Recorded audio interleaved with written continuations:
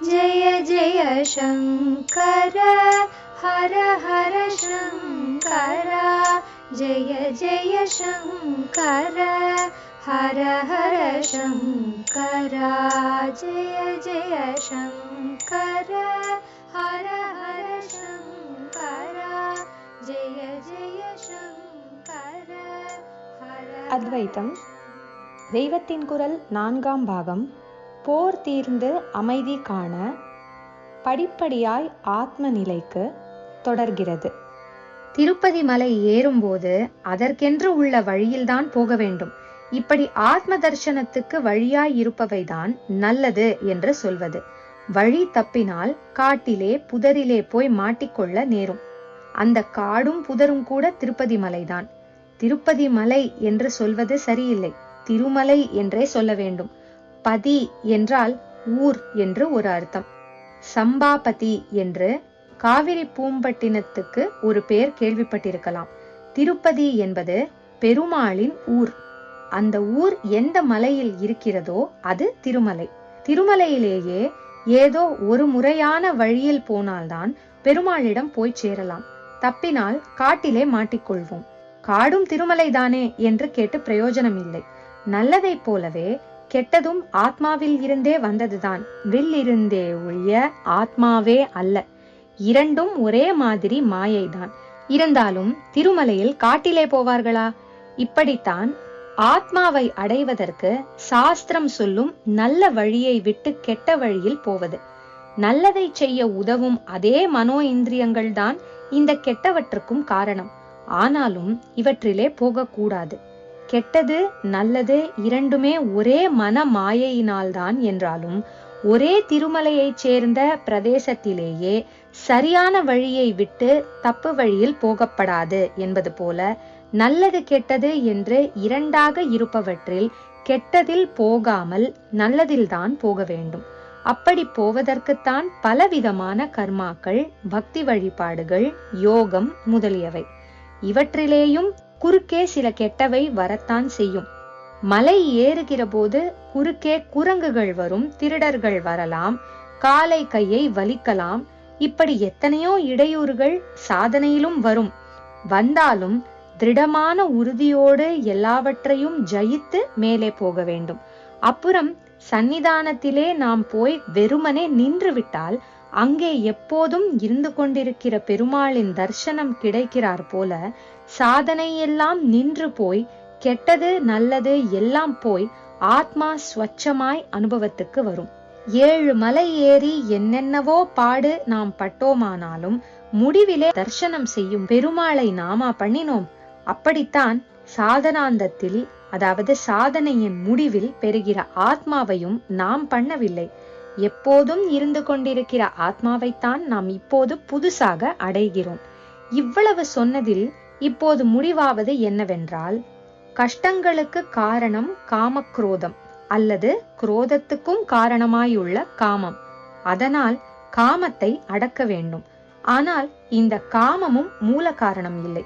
அது மனசிலே உண்டாகி இந்திரிய வியாபாரங்களால் நிறைவடைவதாக உள்ளது. ஆகையினால் மனோ இந்திரியங்களை அடக்க வேண்டும். அடக்குவதென்றால் ஒரேடியாக முடியாததால் முதலில் இவற்றாலான நல்லது கெட்டதுகளில் கெட்டதுகளை நல்லவற்றால் அடக்க வேண்டும். கெட்டதற்கு ஆப்போசிட், எதிரானது நல்லது. இருட்டுக்கு வெளிச்சம் மாதிரி. இருட்டை அடக்குவது என்றால் என்ன செய்ய வேண்டும்? வெளிச்சத்தை தானே கொண்டு வர வேண்டும். அப்படியே கெட்டதை அடக்குவதற்காக நல்லவற்றை மனோ இந்திரியங்களால் பண்ண வேண்டும். புத்தியை கொண்டு இப்படி பண்ண வேண்டும். இதிலே நன்றாக முன்னேறிய பின், நல்ல பக்குவம் பெற்ற பின், ஈஸ்வர பிரசாதத்தினால் அந்த புத்தியும் ஆத்மாவிலே அடங்கி நல்லது கெட்டது இரண்டிலும் சம்பந்தப்படாமல் இருப்பதான நல்லார்க்கும் பொல்லார்க்கும் நடு நின்ற நடு என்பதாக இரண்டிலும் பட்டுக்கொள்ளாமல் நியூட்ரலாக இருக்கின்ற ஆத்மஸ்வரூபமாகவே ஆகிவிடுவோம். இப்படித்தான் பகவான் கீதையின் இவ்விடத்தில் அர்ஜுனனின் கேள்விக்கு பதிலை முடிக்கிறார். ஏவம் புத்தேவ் பரம் புத்வா சமஸ்தப்யாத்மானமாத்மனா ஜஹி சத்ரும் மகாபாஹோ காமரூபம் துராசதம். கீதையில் 3வது அத்தியாயம் 43ஆம் ஸ்லோகம். படிப்படியாய் ஆத்ம நிலைக்கு இத்துடன் நிறைவு பெறுகிறது. ஆத்மாவை ஆத்மாவினால் அடக்குவது. மனசை புத்தியினால் அடக்குவது என்பதற்கு இங்கே பகவான் சம்ஸ்தப்யாத்மான ஆத்மனா, பிரித்து சொன்னால் சம்ஸ்தப்ய ஆத்மானம் ஆத்மனா என்ற வார்த்தைகளை போட்டிருக்கிறார்.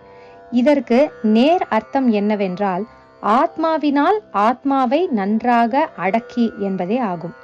சம்ஸ்தப்ய என்பதில் ஸ்தப்ய என்றால் அசைவில்லாமல் நின்று போகும்படி பண்ணுவது.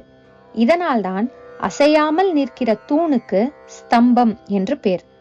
சம்ஸ்தப்ய என்றால் இப்படி நன்றாக ஒன்றை அசைய முடியாமல் நிறுத்தி விடுவது. ஆத்மாவை ஆத்மாவிலேயே இப்படி நிறுத்தி அடக்கி போட வேண்டும் என்று கீதையின் வாசகம் இருக்கிறது. ஆத்மாவுக்கு காரியமே கிடையாது, அதை அடக்குவதற்கும் இல்லை. பரிபூர்ணமாக விடுபட்ட அதை அடக்க வேண்டிய அவசியம் ஏது?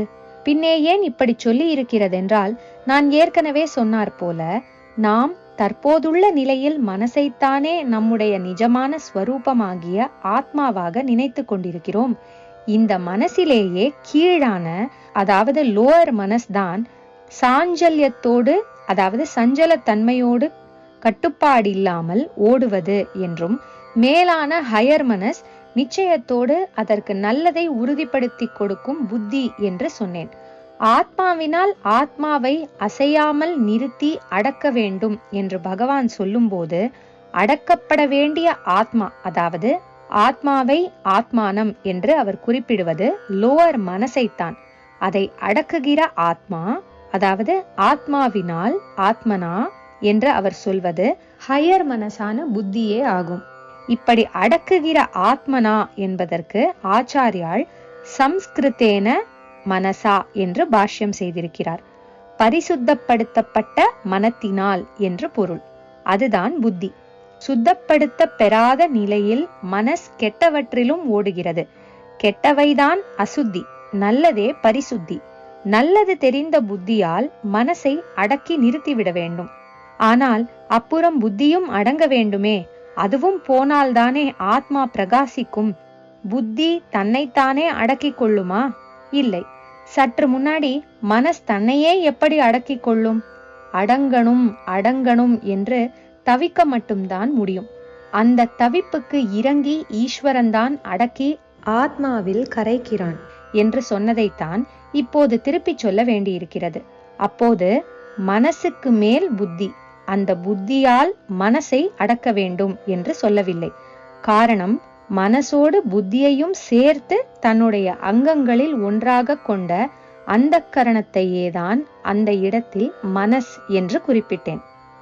ஜெய ஜெய சங்கர, ஹர ஹர சங்கர, மகா பெரியவா சரணம்.